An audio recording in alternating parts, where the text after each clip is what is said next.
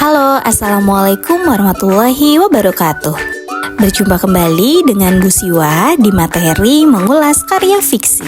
Pada video pembelajaran kali ini, Bu Siwa akan menjelaskan mengenai menemukan unsur karya fiksi. Selamat belajar! Unsur karya fiksi yang pertama yaitu tokoh cerita. Tokoh cerita adalah tokoh-tokoh yang ada di dalam sebuah cerita. Tokoh cerita dibedakan menjadi dua, yaitu 1. Tokoh utama, 2.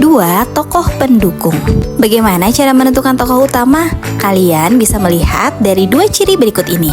Pertama, tokoh yang paling banyak muncul di sepanjang cerita. Yang kedua, tokoh yang memiliki peran penting dalam cerita. Tokoh pendukung itu tidak hanya tokoh protagonis saja, tokoh antagonis pun termasuk ke dalam tokoh pendukung dalam sebuah cerita.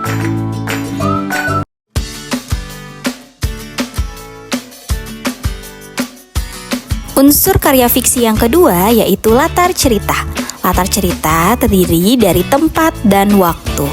Di dalam sebuah karya fiksi, biasanya untuk tempat dan waktu digambarkan atau dituliskan menggunakan kalimat majas atau kalimat konotasi makna yang tidak sebenarnya.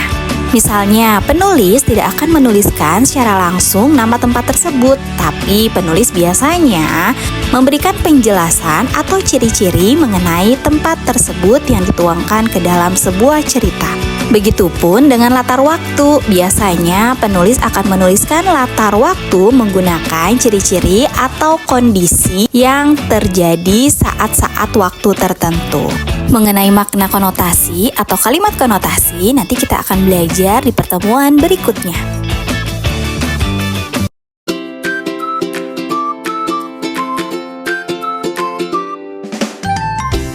Unsur berikutnya yaitu tema.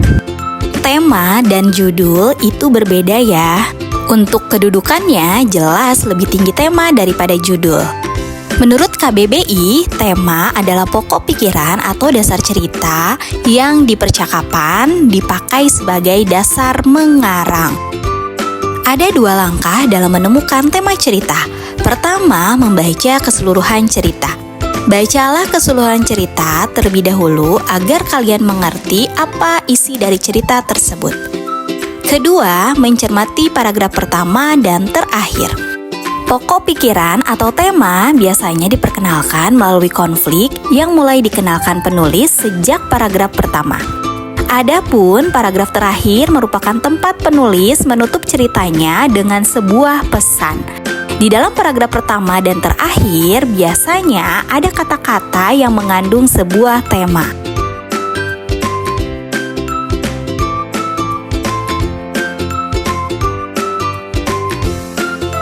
Unsur berikutnya yaitu alur atau jalan cerita.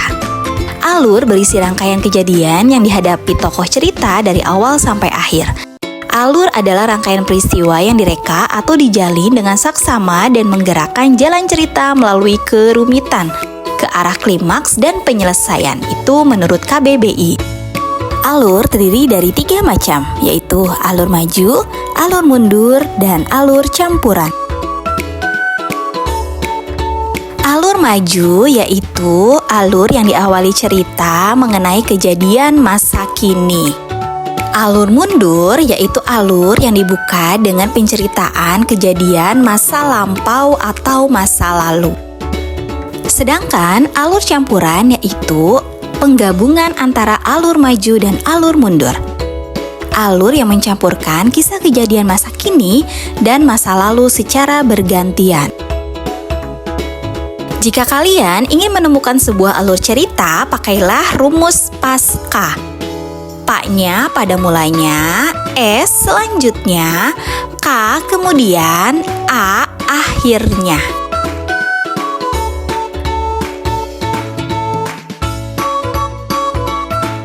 Berikut ini cara kreatif menemukan alur dengan rumus pasca pada cerpen Kotak Sulap Paman Tom. Selamat membaca!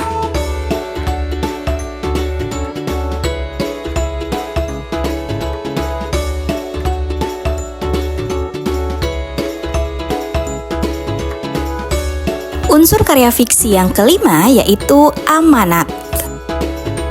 Amanat dalam sebuah cerita disebut juga pesan moral, yaitu pelajaran yang dapat diambil dari cerita tersebut.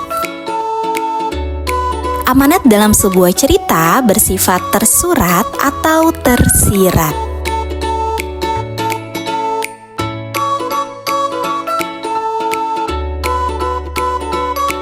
Demikianlah penjelasan mengenai unsur karya fiksi.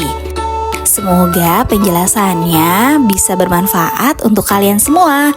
Semangat terus ya belajar bahasa Indonesianya. Sekian dan terima kasih. Wassalamualaikum warahmatullahi wabarakatuh.